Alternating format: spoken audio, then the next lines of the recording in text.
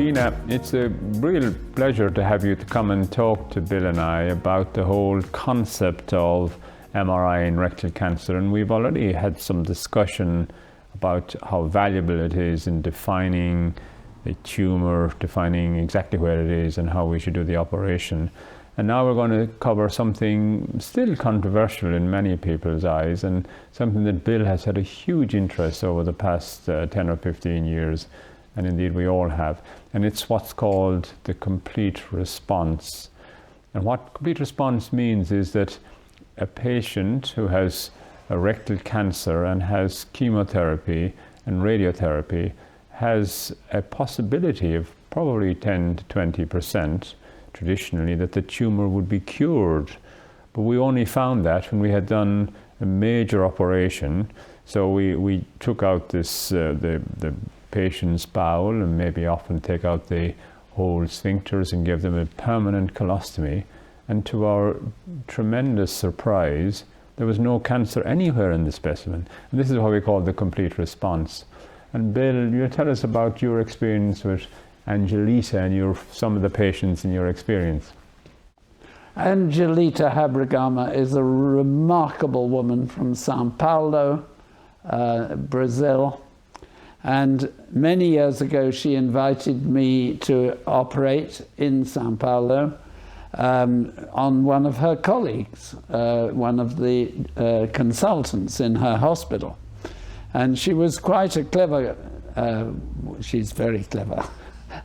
But essentially, I had great difficulty feeling this tumor. And I was very worried, therefore, and went very low down with my anastomosis because I hadn't felt the edge of the tumor, and I didn't know exactly where the end of it was. It was a little bit of thickening of the bowel wall and so on. Anyway, cut a long story short, it turned out that there was no cancer in that specimen.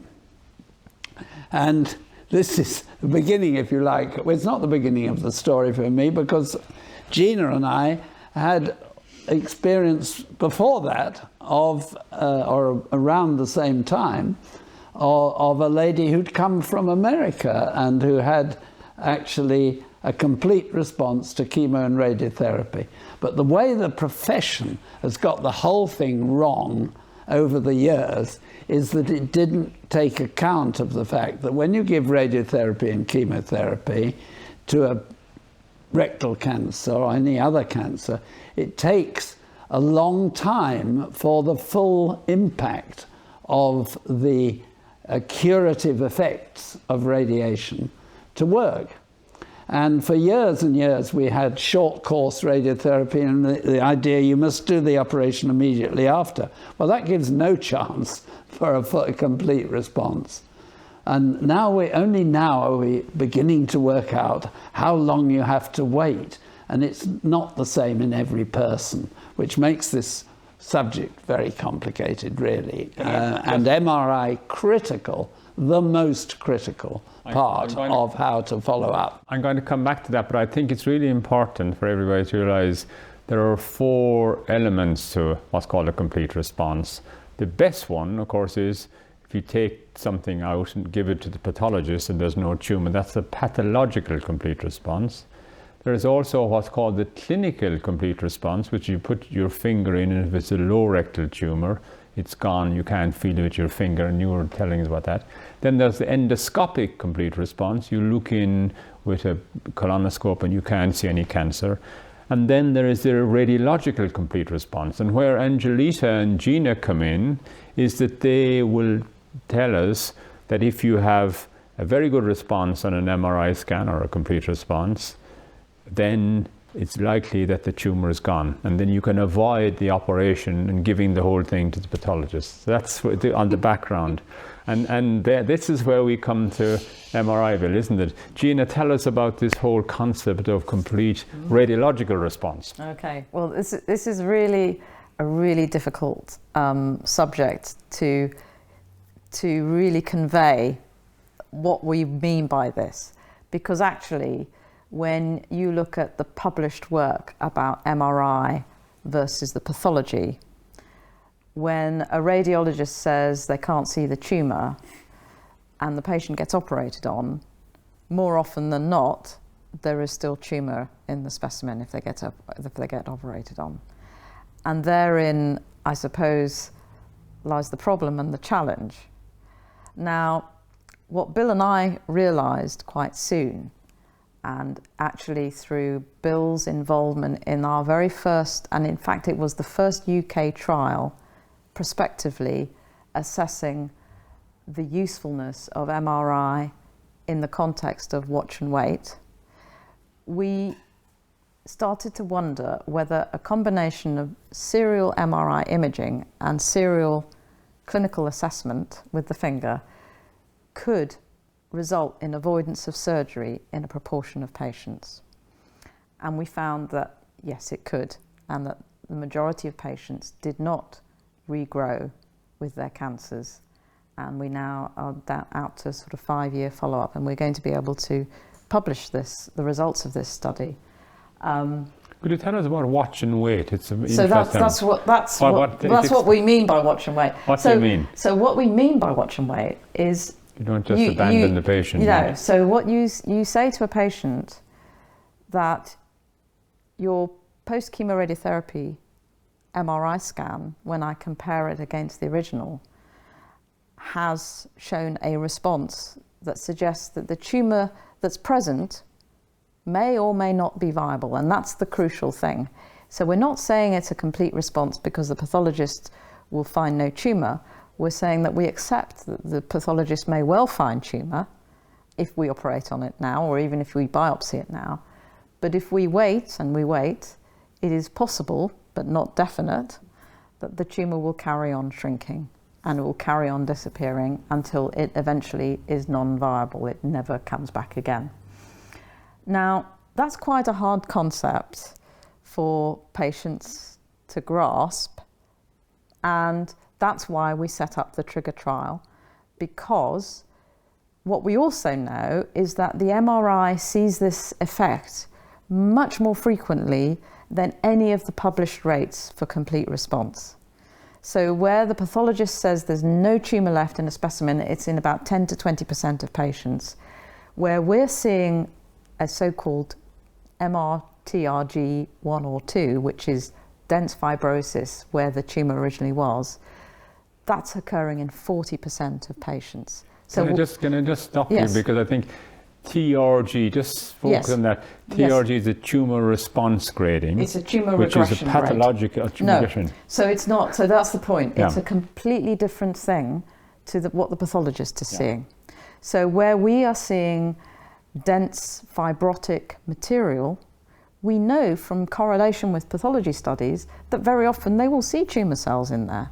So we're not seeing the same thing, but what we are seeing is something that represents a good prognosis for the patient. But you're using the concept, yes. concept. Yes. So what you're doing is you're looking at the response on an MRI scan yes. after chemotherapy and yes. radiotherapy usually, but comparing maybe either, it. Yes. and comparing. Yes. And so when yes. you say no viable tumour, you think the tumour could be dying, but yes. hasn't completely died yet. Yes. So what we're saying is the truth is the tumour that remains will be of uncertain viability. Yeah.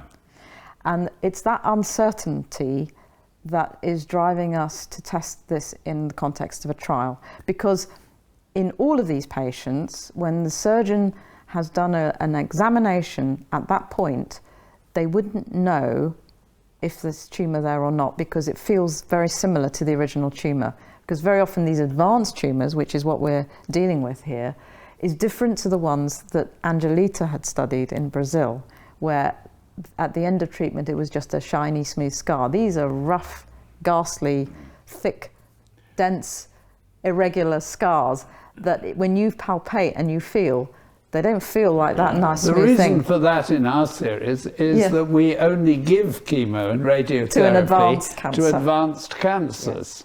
But there's another very interesting point, and Angelita and I have discussed this on a number of occasions.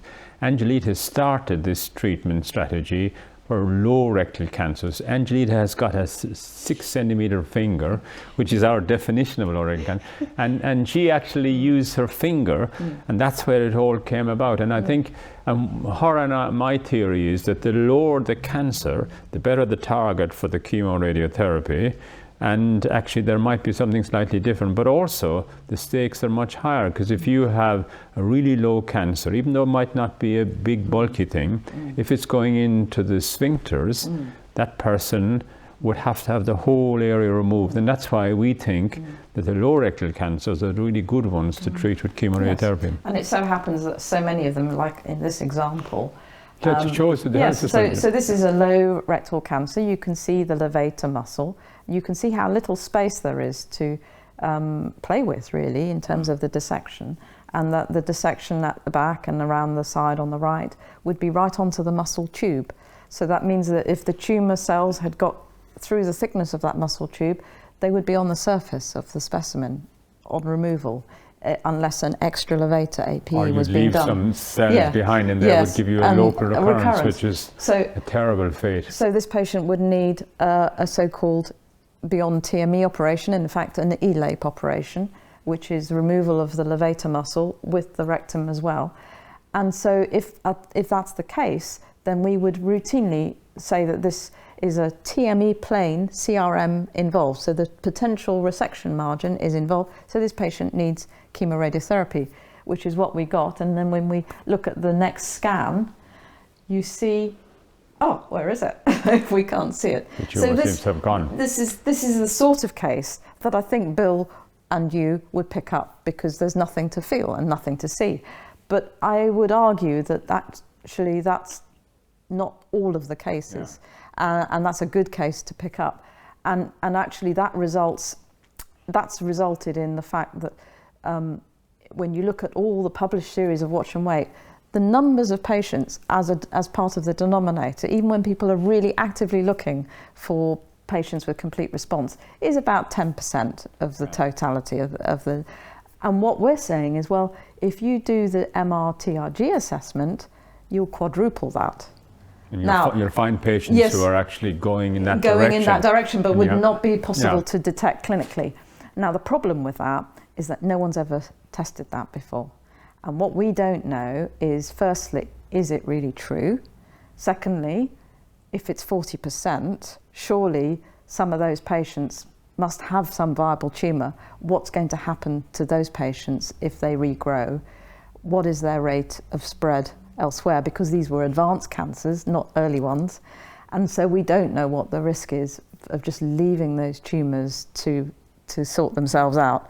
So that's why we're doing the trial, the trigger trial. But one thing that's important is that has become completely apparent. I think we're running a particular clinic in Champalamo in Lisbon, trying terribly hard to get it from 10% to 40% by, first of all, doing our post-treatment assessment too late by your standards, in the sense that we do it around 9-10 weeks after the end of the chemoradiotherapy, or at least there's a lot of short course plus now, since Rapido. There's a lot of short course plus chemo during the waiting period. I say time is so critical here.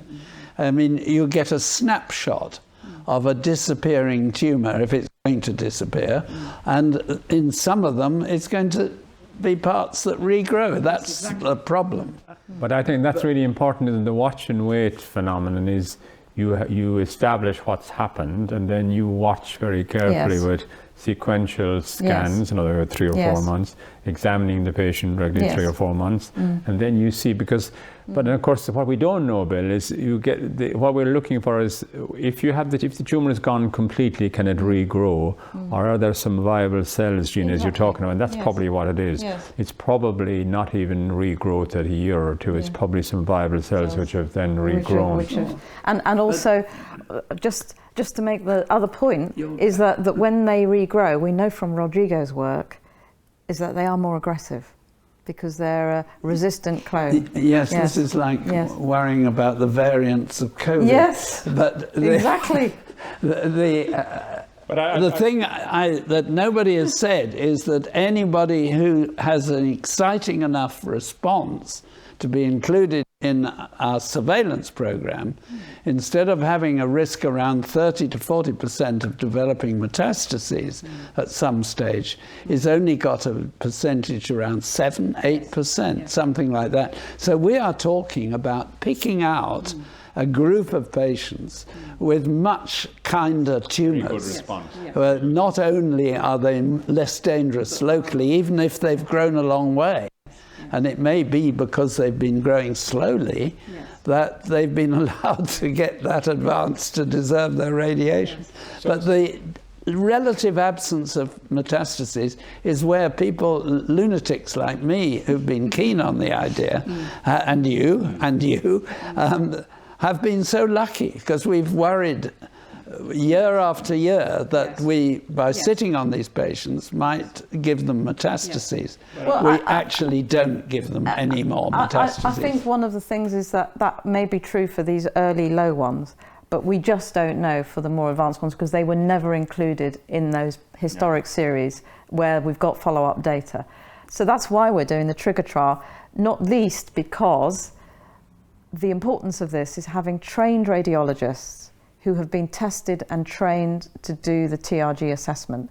And all of the centres, the radiologists have got on board and have learned how to do it, and they submit the completed, very detailed reporting pro formas in order to keep our patients safe. Because the last thing we want is for people to have a go outside of a trial, not understanding the limits of MRI, not necessarily understanding the rigour that's needed to do a good quality MRI, and also understanding the differences between a good and a poor response. So those are for me important aspects of trying to innovate, but innovate safely within the UK and within the wider, because the trigger will be an international trial, and we want it rolled out. Can I just quickly? Just because the time is moving on, there are a couple of things just to say that because this is really important, is that we used to find complete response by chance. Yes. So we'd actually we'd remove the rectum and there was a complete response, or sometimes the patient would say, I've had chemoradiotherapy, the bleeding has stopped, the symptoms are gone, I'm not having an operation. And we all have a few patients like that, and we've been surprised in time that they never got any more trouble.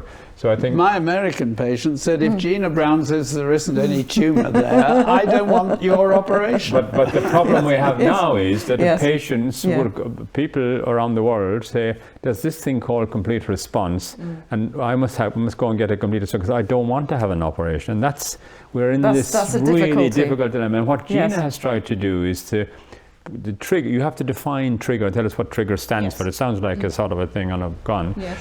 Tell us what it means, and then tell us just briefly what the study is. Yes.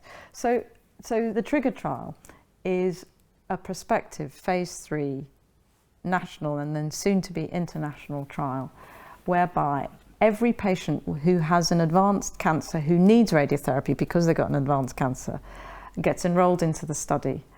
And we tell them that we are going to make a decision about their onward treatment based on their post-treatment MRI. So whatever they have, they're going to have their treatment, their chemoradiotherapy anyway. And they're not receiving their chemoradiotherapy for the purpose of having a complete response. It's because they need it. That tumour is one of our so-called bad tumours. There's usually vascular invasion, or the tumour is involving the surgical margin, or it's extending beyond 5 millimeters. There's some factor that's making it bad, that they need preoperative treatment. They get that preoperative treatment, and then we do another scan to see how that tumour has responded. And it's just a binary assessment. Has it been a good response? In other words, has most of the tumour disappeared and it's now fibrotic, in which case we offer them the opportunity to defer surgery. And if they've had a poor response, we say, actually, we think we should give some consolidation chemotherapy. We should give you more treatment in order to see if we can improve the response, but also to control the disease that may have escaped to the rest of the body, such as the liver and the lungs. And that's the basis of the trial. But we also have a control arm, which is patients getting the standard best care that they would get anyway outside of the trial, to compare, because what we want to do is absolutely measure what is the additional risk from a regrowth, from watching that patient, and if that regrowth results in a metastasis, is the number of metastases different in the interventional arm versus the control? And that's what we want to know, because if we can find that and show that there is no difference, then tomorrow, or whenever that trial finishes, the day after that trial finishes and has got the results, everyone can safely have this as a standard of care. But also that we know that the training has to be in place. Rather like your LOREC, we may end up having to do another national regression grading training program for the MDT as well as the radiologists, so that they can understand how to do this. The big problem we have is that even if you get 40%, 60% are not going to respond. And we are now in this really difficult area where a patient may well come and say, you know, I've heard about this surgery. It's all very well for you to tell us the surgery is great, but it's a horrible thing to have done. Can't I have chemotherapy and radiotherapy? And of course we have that in squamous carcinoma, bed of the anal canal. And I think what we need to find is there are responders and non-responders. And what Gina is doing is working on a MRI scan and seeing the response on an MRI, which is a good measure. And I think we could talk about this forever and a day. It's really fascinating. But on that point, Brendan, because we're looking at the patients who didn't respond so well, that's 60%, we will be able to learn about what it is about those tumours that stops them going into that complete response. And then those patients who were not going to get radiotherapy in the first place and who were saying, I want radiotherapy just in case I have a complete response, we can say to them, well, actually, we can test to see if you are going to have that complete response or not, based on the data we have from the patients who needed the radiotherapy but didn't get a complete response. So I think this is such an important trial, because we learn from the responders as well as the non-responders to help those patients who come in demanding radiotherapy when they don't need it, other than to avoid surgery. I know this is adding something, but Ines Santiago's split scar sign is part of your careful analysis, which is really showing an intermediate signal. It's a way of understanding in the scar. Now, it seems to me that as your MRIs get better and better and you get cleverer and cleverer, we may get to a point where we can predict much more accurately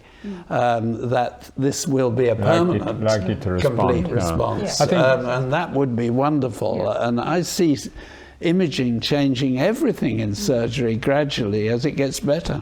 I think if you can, we've always known this is a real entity, and what we're trying to do is to find the patients who are likely to get a complete response. And even if you could get 50-50, a lot of people would be better to go for chemotherapy. But I think the danger I have as a surgeon, and for patients that I see, is that of course they'd like to avoid an operation, but if the radiotherapy doesn't work, that's it. You're going to be in a much worse position for me to operate on you. So it's a real balance. You know, the thing and we have to move this along, haven't we? If you've got a very small tumour and you get radiotherapy when you could have been cured by surgery, the thing to remember is that if you only have half a chance of having a complete response, for the other half where you haven't, you've had the radiotherapy, it hasn't had the desired effect, but you've also had radiotherapy to your pelvis, which prevents you having radiotherapy to your pelvis again, should you get a second cancer, your prostate cancer or something else. And worsens the quality of your life with a very low joint. Yes, well, it increases the risk of complications from the operation and from the surgery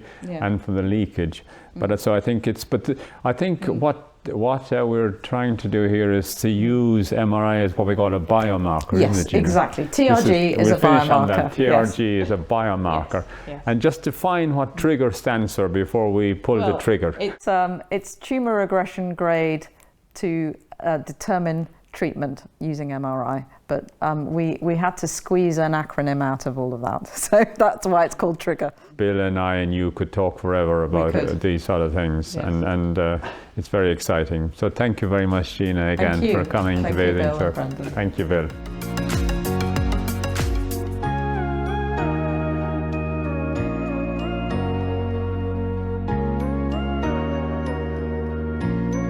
You can find a whole series of videos and links to our series of discussions around rectal cancer at this address.